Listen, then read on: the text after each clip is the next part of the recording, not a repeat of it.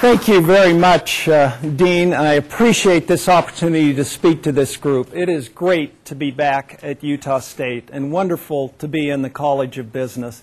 As Karen said, many of my memories growing up center around Utah State. And I think back to my years here in the College of Business, and those were some of the best years of my life. And I am so grateful for the education that I received through Utah State at the College of Business. Throughout my career, I've had to compete against people who come from the very best schools in the country, the Harvards, the Stanfords, the Whartons, the Tucks. And I have never once felt at a disadvantage because of the education that I received here at Utah State. And I hope that each of you students has an appreciation for what you're getting in terms of a quality education. Now, I will tell you, while I'm glad to be here, there's a side of me that's very sad today because, as you know, this is Karen's last day here at Utah State. She will be dearly missed. She has done some wonderful things for this university, and our loss is Florida State's gain. And I, along with all of you, wish her the very best of luck at Florida State and thank her for her tenure here and the fabulous job she did.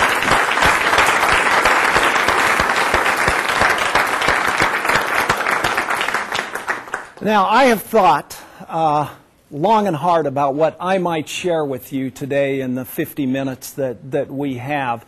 And there are lots of things that I could cover. And I thought, well, maybe we could take one subject and really delve into it, something like cost of capital. That would be a lot of fun, wouldn't it? The finance majors might like that. But I thought what I'd do is take a handful of things, and at the risk of spreading myself a little bit too thin here, go through those things with you. And the first one is I want to share with you my background, and that'll give you some perspective on some of the opinions and the reasons why I feel so strongly about some issues. The second thing I want to do is talk about what makes a great company, and I'll share some of my experiences that'll help enlighten you on that front. I want to talk about the role of a CFO in today's world. It's changing, it's different, but let me give you my perspective there. And fourth, I'll answer the question that I often get: what keeps you up at night as a CFO of a billion-dollar company? And then finally, give you a little bit of career advice. Many of you are facing a big decision over the next year or the coming years, and I'll give you what I've learned over the years about careers. And we should have some time at the end for some questions. I, like all of you, am a product of my experiences. I see the world through the lenses and the filters that have, and the experiences that I've had. And let me give you just a little background on my career. When I got out of MBA school at the University of Utah in 1981, I went to work for General Mills in Minneapolis. And at the time, General Mills owned Talbot's, Eddie Bauer, and some other retail companies. This was the years of the conglomerate. And General Mills, while a food company, was into a whole bunch of different things. And I spent a year in Minneapolis at General Mills corporate headquarters, and then I spent 5 years out at Talbot's in Boston and had a terrific experience at Talbot's. How many of you know Talbot's? The women, probably all of them. Talbot's is a women's apparel retailer and direct marketer. Today it's about a $2 billion company. When I went there, it was $70 million. 5 years later, it was $350 million. So had a great experience there. I left Talbot's, stayed in Boston, and went to work at a company to help start a company called DM Management, which today is named J. Jill. And J. Jill is another women's apparel retailer and direct marketer. And interestingly, just last month, Talbot's announced that they are going to acquire J. Jill. That brought back a whole lot of memories and emotions for me. I left J. Jill and went back to Minneapolis. Now, anybody here from Minnesota? I got to be careful what I say then. People said, now, you lived a year in Minneapolis, you went through a winter in Minneapolis, and you went back? What were you thinking? Now, you might think it gets cold here in Logan on those winter days when the wind's blowing, but it is nothing like Minneapolis. But Minneapolis is a great place to live and a wonderful place to raise a family. And we went back and spent 7 years at a company called Wilson's Leather. And Wilson's has about 400 stores around the country, and they sell leather apparel and leather accessories. And during that 7 years, about half the time I was the CFO there, and the other half I was Vice President of Operations. And then I left Wilson's and went to work for Land's End. We moved to Madison, Wisconsin, and worked for Land's End based in Dodgeville, Wisconsin. And at Land's End, I was the Chief Administrative Officer and the Chief Financial Officer. And Land's End was a New York Stock Exchange company at the time. How many of you know Land's End?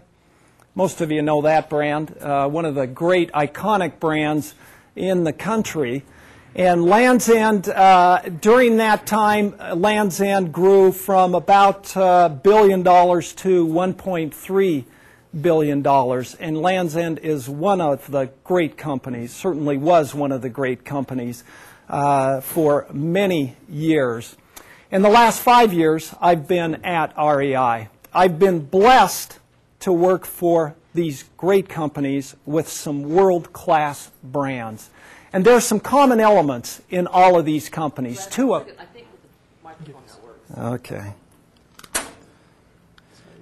No problem. I told them that I have 8 children, so I usually can talk loud enough that you can hear me. Thank you. Thanks.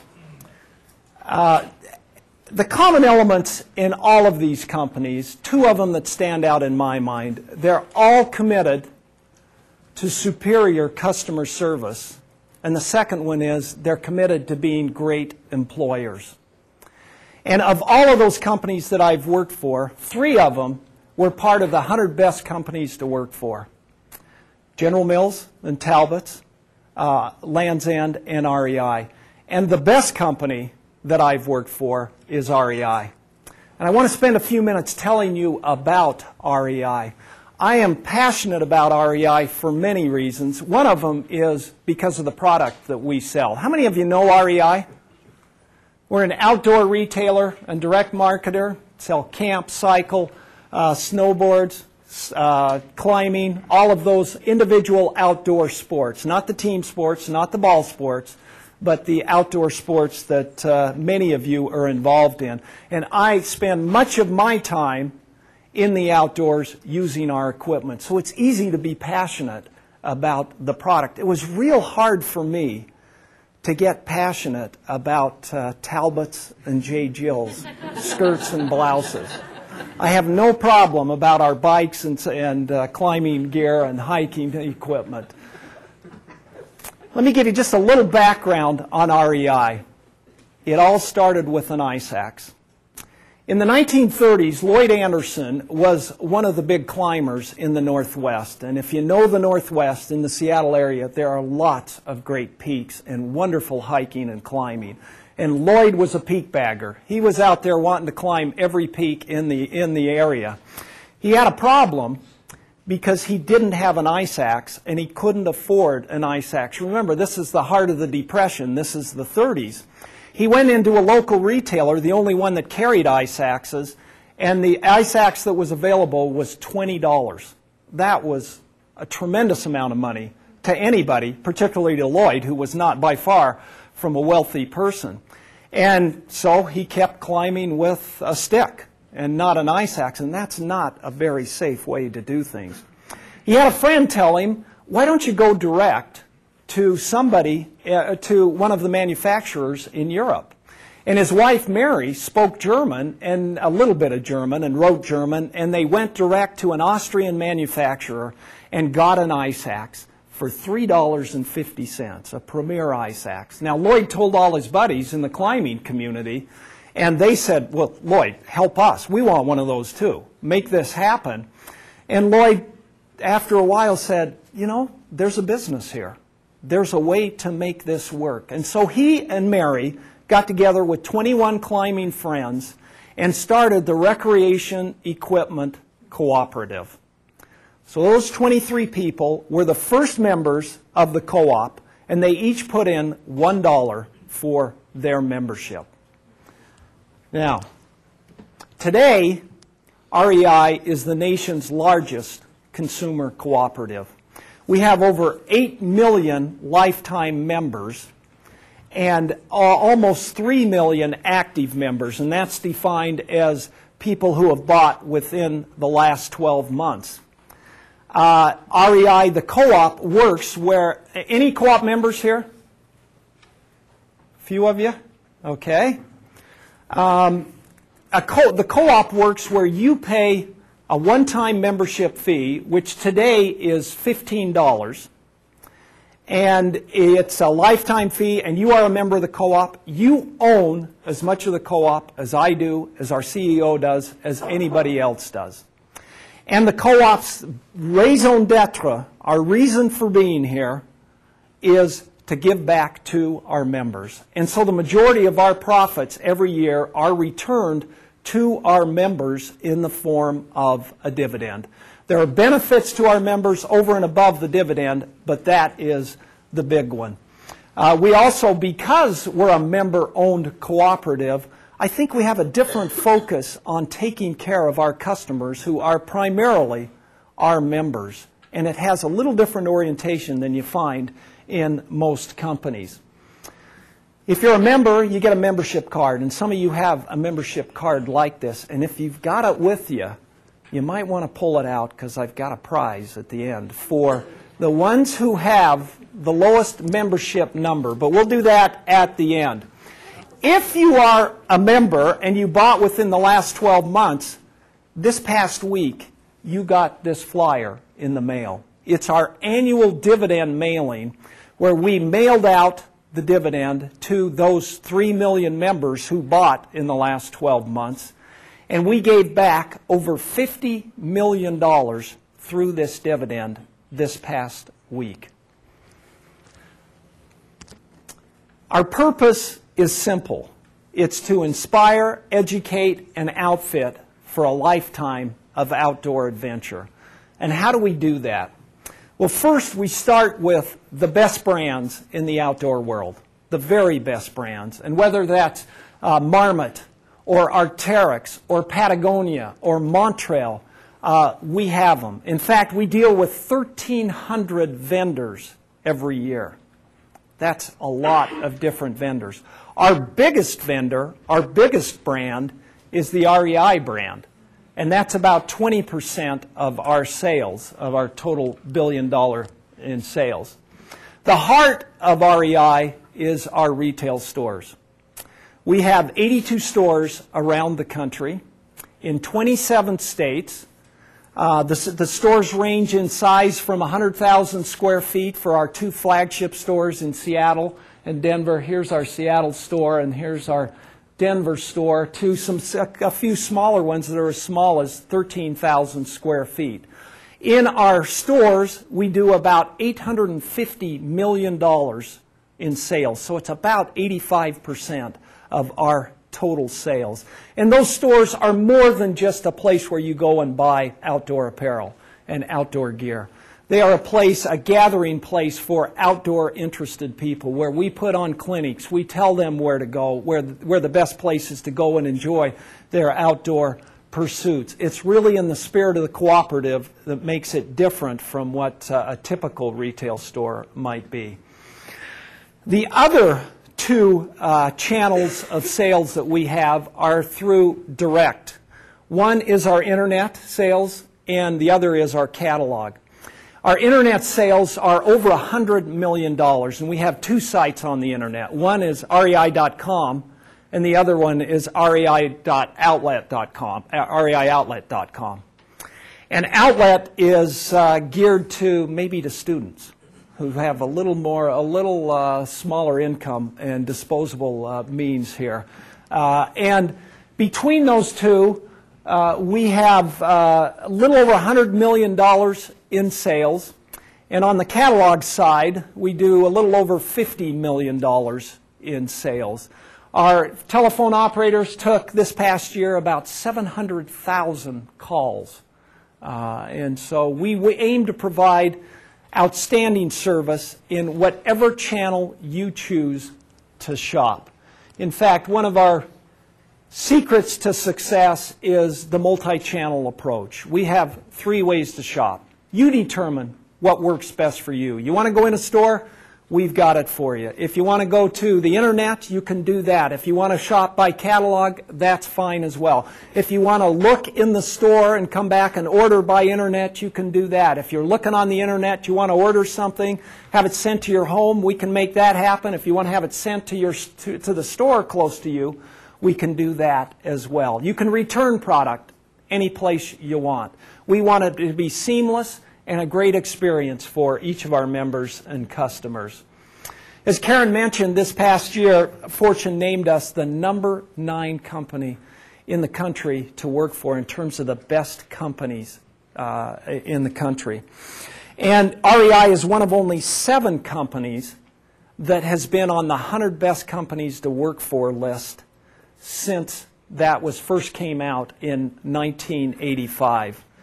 So how do we do that? Why is REI different from all the other employers out there? I think first we recognize that in order to provide great service to our members and our customers, we need to treat our employees right. You will never find a company that treats their employees wrong and gives great service. The two just don't work.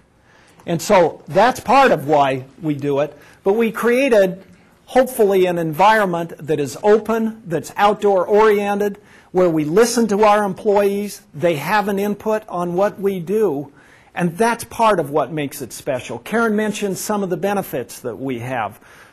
We provide discounts that are superb on the gear. In fact, I'm always amazed as I go in our stores and I meet with attorneys and teachers and professional people who work for us part-time, first because they love the product, they're passionate about the outdoors, and they like working for us, but there's also this incentive of the discount on the gear.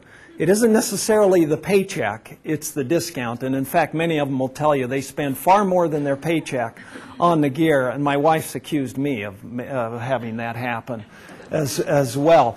We also have some other benefits that are very appealing. We have a terrific medical and dental coverage for our full-time employees. And this past year, we announced that unlike virtually all other retailers, we are providing an option, a health and benefit option for our part-time employees, and we got a lot of great publicity out of that and a wonderful reception from our employees.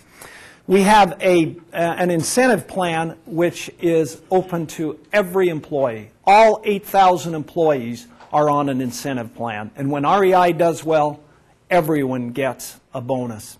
In addition to that, we have a terrific retirement plan where we give 15% of eligible employees' salary. We put that into their retirement fund every year. Now that would contrast with what a typical retail company would give is between 3 and 5%.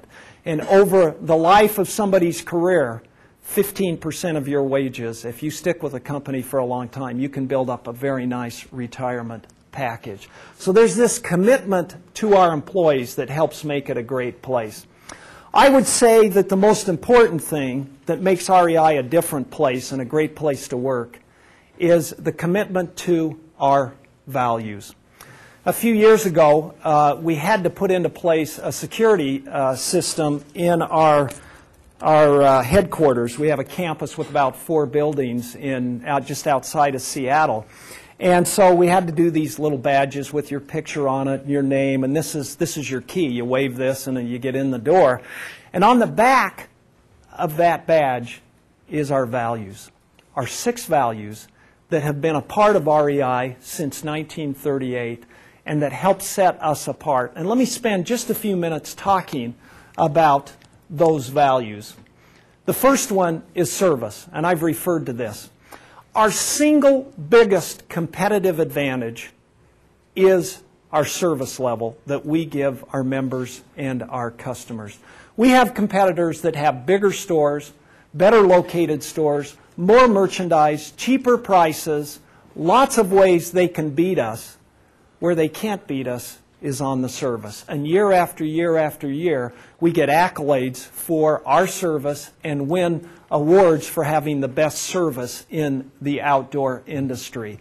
And the key to that is what we call the REI Green Vest. You go in one of our stores, you are going to deal with these people, these employees that wear the green vest. And they're those people that I referred to earlier who are passionate about our product, who know the industry, the sports that they're involved in, and who are passionate about customer service and the co-op.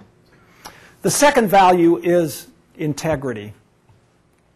And I would argue that every good relationship is based on trust. And whether that's a friendship, whether that is with your spouse or your parents or your children or your customers or your vendors, if you want a good relationship, it has to be built on trust. And we call it this rock-solid honesty and integrity. And I am especially grateful for that because of the chair that I sit in as the CFO. Think back to the scandals in the business world of the last 4 or 5 years. Whether it's Enron or WorldCom or Tyco, where did they start and end? With the CFO, didn't they? In most of those cases, it's because the CFO got pressure, this tremendous pressure, to boost earnings, to do something wrong. Now, I would never do that no matter what the pressure is, but I also know that no one at REI is ever going to ask me to do something that is dishonest or isn't right and fair. And I appreciate that, and I know that no one at REI is going to have to ever compromise their integrity. The third value is authenticity. We say we're true to the outdoors, and what does that mean, to be true to the outdoors? Well, we understand where our roots are, and it's in the outdoors, and it's in that ice axe that I talked about. Many of our competitors have been in that space and decided, you know what, ice axes and the gear component are not real profitable, and we're going to sell apparel. We sell this outfit that I have on. This is REI gear, or REI apparel. But we will never walk away from our roots. Now, I think about one of our competitors, Eddie Bauer. You're all familiar with Eddie Bauer. 25 years ago, 30 years ago, Eddie Bauer did arguably a better job of serving the outdoor customer than REI did. They chose to go a different route. They chose to go after the solely apparel customer, and they've paid a high price for it. And Eddie Bauer's a great company, and I love Eddie Bauer. But because they walked away from their roots, away from the outdoor industry, in large part, they have struggled in a big way. And in fact, they're just coming out of bankruptcy now. We will never do that. Another indication of our commitment to the outdoors and the authenticity is that we give back to the communities and the outdoor industry. This past year, we took $6 million out of our earnings, and we are giving that back to environmental causes, parks, trails, those kinds of areas in the communities where we work, and that helps make a difference for us as a company. The fourth value is respect. At REI, we respect everyone for the values that they bring and for who they are. It doesn't matter what color your skin is, what religion you are, what your sexual preference is. We respect you for an individual. And that's true for employees. That's true for anyone who walks in our store. My religion makes me a vast minority at REI. And my political beliefs are very different from most of my colleagues.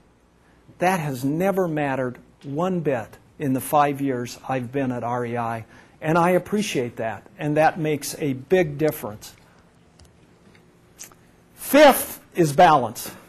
We believe that as important as REI is, it's not the focal point of our employees' lives. They all have something more important than REI, and we encourage balance. The retail industry is notorious for really burning out their employees. And REI is a different place.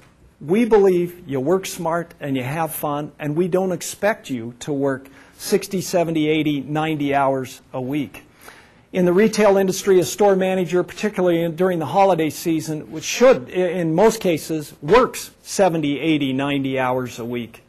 At REI, 45 hours is what we'd expect in the busy times from our managers. And there are times when I have to work some long hours and have to be on the road, but those are short, and I never have to do it over a sustained period. There were too many times early in my career when I spent far too much time at the office, and that I wasn't home when my older kids were growing up. And that's one of the few regrets I have in life. And when I chose to come to REI, it was in large part because of this principle of balance and this commitment to that value of balance. And then the final one is quality.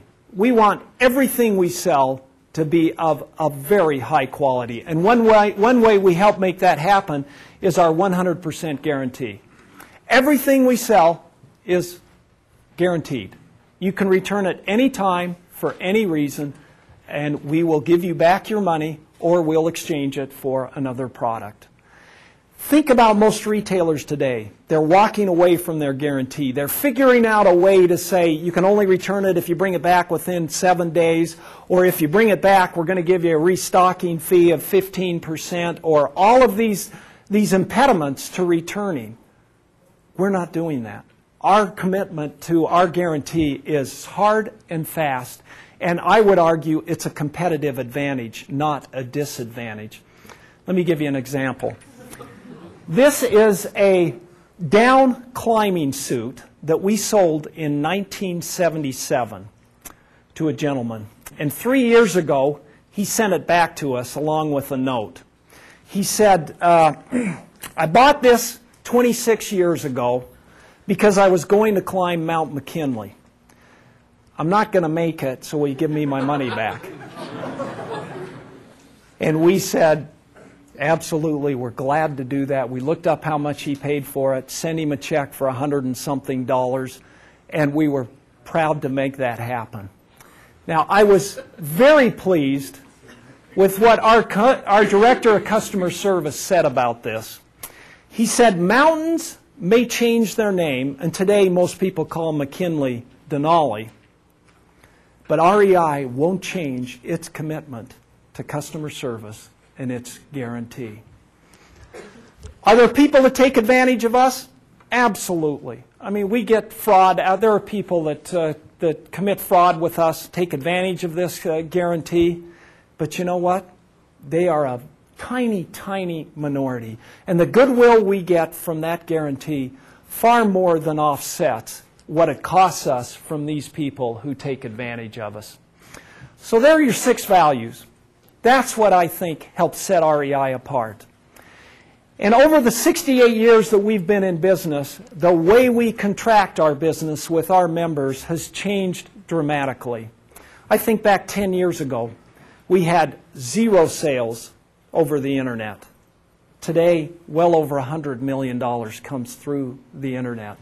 The way we do business will change. In 5 years from today, it'll be very different. In 10 years from today, it'll be different. What can't change is those values. And if we do change those values, we become like any other company. Now let me shift gears here and talk about the role of a CFO. And if you look up in your textbook what a CFO's job responsibility is, the classic answer is to safeguard the assets of the company. Now, what does that mean? Does that mean that my responsibility is to make sure we have the security in place at our 82 stores and our distribution center and our offices to make sure that nobody walks off with our merchandise and with our computer systems and that? Well, maybe that's a little bit of the definition, and I guess I do have that responsibility.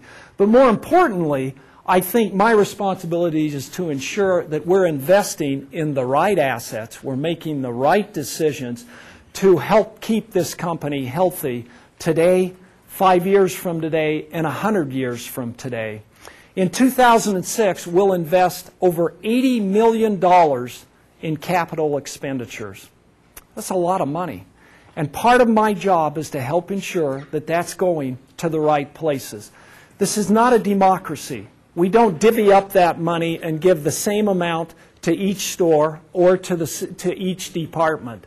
We need to put it in the places where it's going to give us the biggest and the best return. And that's a big part of my job. Second, I think I need to help ensure that we have a customer service focus, not just for those people who are coming in the store, laying down their cash or credit card to buy product, but for our internal customers, because I've got responsibility for the functions that support those store employees, functions like information systems, finance, legal, human resources. And we need to have the same kind of commitment to our customers as the employees in the stores have to the ultimate customer. I need to help ensure that we have the right information to make good decisions. It's impossible to make good decisions on a consistent basis without good information. And between our information systems and our finance department, that's the source of most of the information we use to make decisions. And whether that decision is what to buy for a particular store, or how we treat employees, or what our benefits package is, it's all a function of the information, and I need to help ensure we have the right kind. I need to help ensure that we maintain this unique REI culture. It's easy to get into a company and let the economic decisions or the financial decisions outweigh everything else. And in my position, I could help make that happen. At REI, that would be a travesty, and I need to ensure it doesn't happen. And then finally, I need to help build the management team. Anybody at a senior position in a company needs to help ensure that there's a continuity of management, that we have the right people coming up that will help ensure that REI is successful going forward. And I'll talk a little bit more about that in just a minute. So what keeps me up at night? Not Sarbanes-Oxley. Unlike most CFOs, if you took a poll of most CFOs, said, what's your biggest problem, what keeps you up at night, I would dare say that a majority of them would say Sarbanes-Oxley. And most of you know that Sarbanes-Oxley is government regulation that's come out as a reaction to the fraud that happened at Enron and WorldCom and Tyco and others.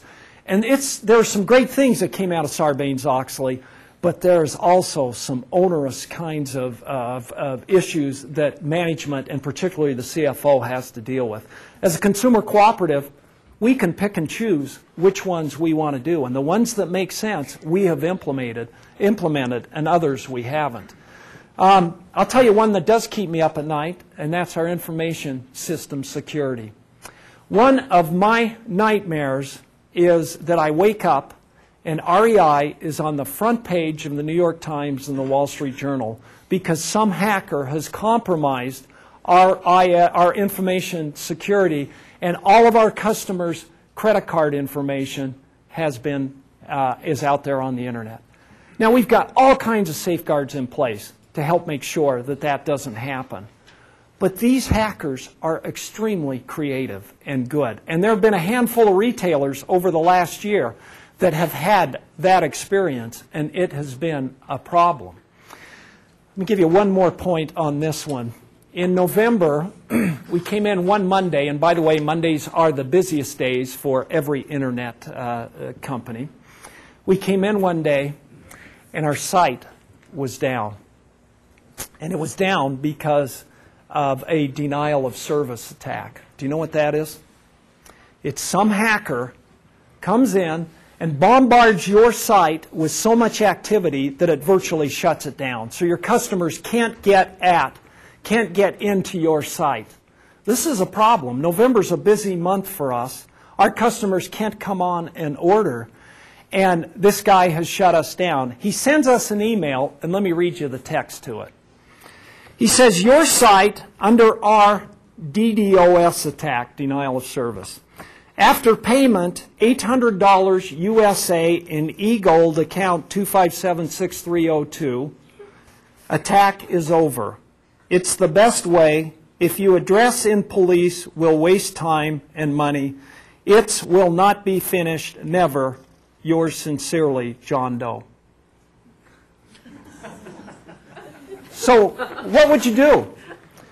$800 is all he's asking for. I don't think he has any concept who REI is, how big they are. He's just picked us up off of Google and says, I'm going to attack these guys today, and he's probably doing it to 5 other people, and I'll get $800, and you get 5 times $800. That's pretty good.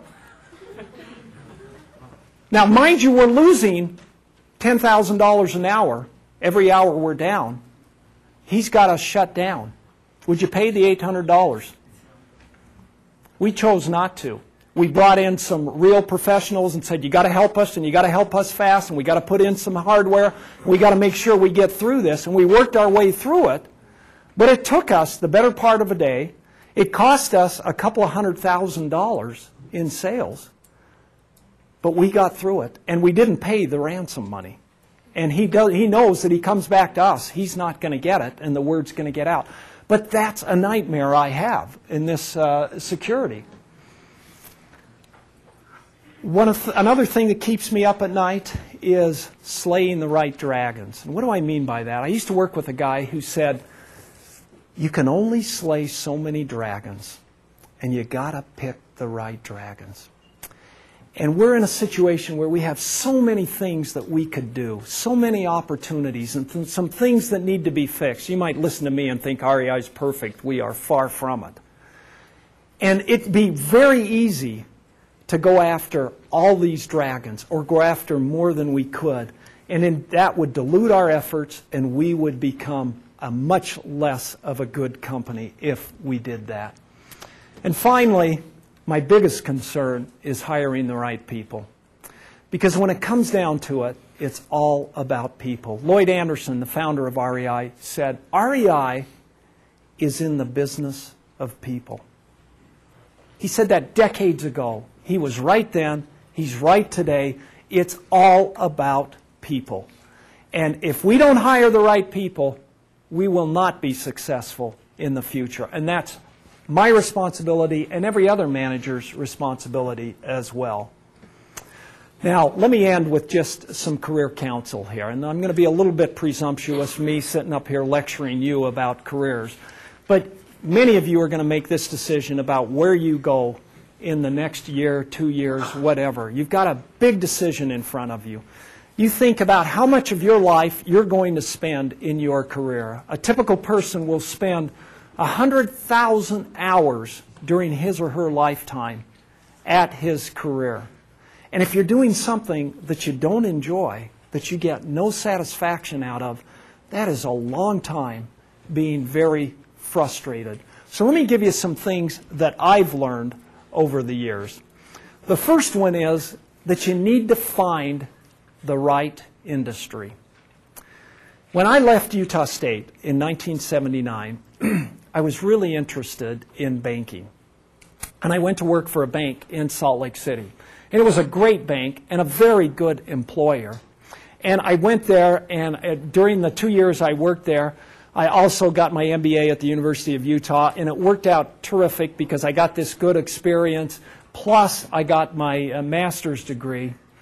But I hadn't been at that bank very long before I realized that this wasn't a good match with my personality.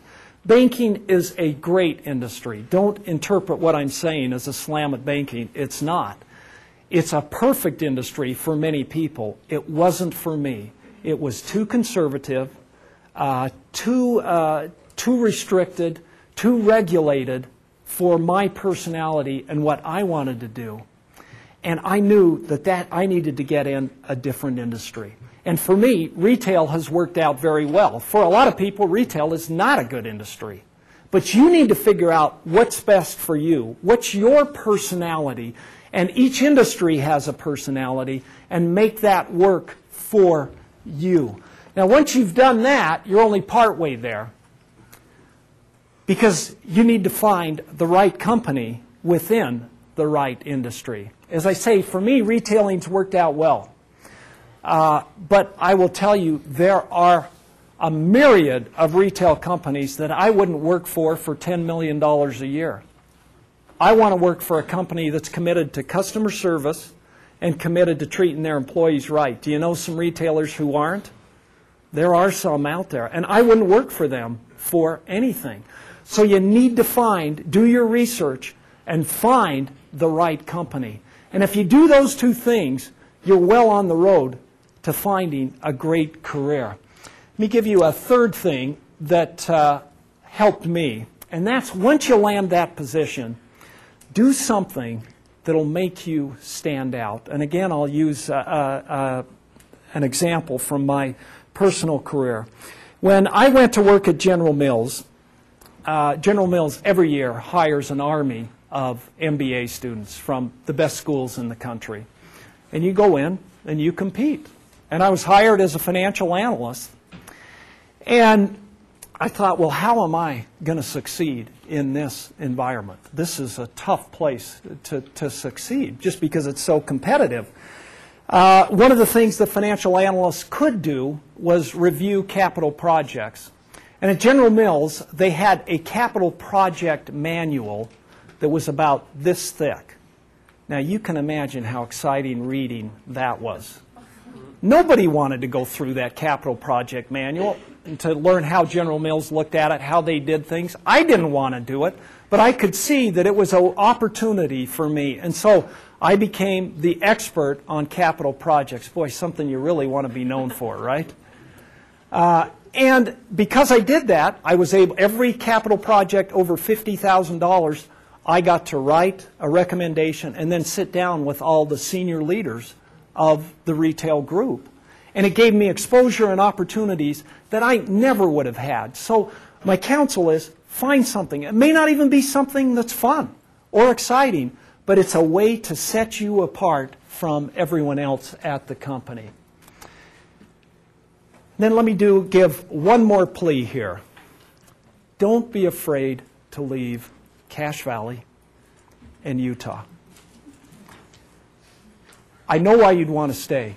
This is a wonderful place to live. My wife and I both grew up here. We have property here. One day we'll move back to Cache Valley. We will look forward to that day. We love Utah. But boy, if we had stayed, we would have bypassed all kinds of great opportunities. If you restrict yourself to Cache Valley or to Utah, you restrict your potential in such a big way. And I'd encourage you to open up your horizons. Go out and look. We have lived in the Midwest, on the East Coast, on the West Coast, and every place we've lived, we've had wonderful experiences. And there are lots of great companies out there who are looking for grads with your kind of experience, with your values, where you can make a difference. And we need more Aggies around the country, not just here in Utah. So I plead with you to take that opportunity when you get out to look outside where you might be comfortable, because your chance of success goes up dramatically. You've listened to me long enough here. I appreciate your attendance here. And I want to leave you, before I take any questions, with just one more plea to what I opened with. And that is, please, please understand the terrific education you are getting here at Utah State and at the College of Business. And make a commitment to enjoy and to take advantage of every minute you have here in school. It'll be a time that you'll look back on with great fondness. And I'd be happy to take questions. Let me just do two things here. I want to give away 2 gift certificates to REI. And I want to give one of them away. I want to see who listened well here, and get your hand ready to go up fast, because more than one might get this. What are REI's capital expenditures going to be in 2006? It's 80 million. 80 million. Pass that up to him. Very good. You can use that on the internet. You can use it in one of our stores in Sandy or Salt Lake. Hope you enjoy it. And then finally, I want to give one to the person with the lowest REI membership number. So if you've got your card out, anybody bring their card? What is it? The number on the back, the member number? Yeah, what's your member number? 07649. You're a new member, aren't you? Yep. 7.6 million. Anybody lower than that? With the card. Do you have your card? Don't have my card with me. What's your number? Do you know it? 4147. Boy, you get it. Whoa. Thank you. And there are a lot of people like that. Your member number in Seattle is a badge of honor. Anybody with a low member number, boy, that is a big deal. You get introduced to somebody, they'll say, well, my REI member number is 4 digits or 5 digits. Or if you're 3 digits, you're 90 years old, right? So, okay, any questions? We have time for a couple. Oh, surely you have questions. Okay. No, I have one. How do you start at REI? Do you hire up from the retail ranks, or do you hire in at management level? Yeah. Most of our employees are at the retail level. In fact, 85% of our 8,000 employees are out in the stores. And that is the typical way that people come up through REI. We do hire in some cases for management positions, but those are the exception. We have one over here. How do you find companies with values that you would want to be a part of? A good start would be go to that list of the 100 best companies to work for. That is not a bad way to start. And as you're trying to figure out what your personality is, you need to figure that out as well, and what your values are. I'd encourage you to go to a book called What Color is Your Parachute? That'll help you understand what you want to do. Thank you very much. Just a couple more quick. Okay. Yeah, what was usually the determining factor for you to switch from one company to another when you're fulfilling the same position?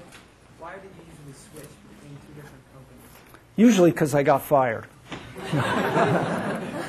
No, it depended on a lot of different things. The opportunity, sometimes it was the location, it was the people. I've moved enough times that there were different factors, but I'd be happy to talk to you about that afterwards and give you some details.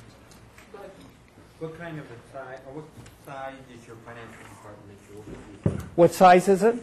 At REI, we have about 50, I think it's 52 people in our finance department. And just as an example of the longevity that we have, because it's a great place to work, I had a meeting with our accounts payable department last week.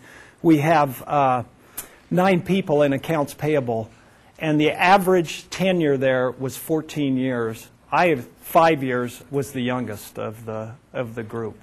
So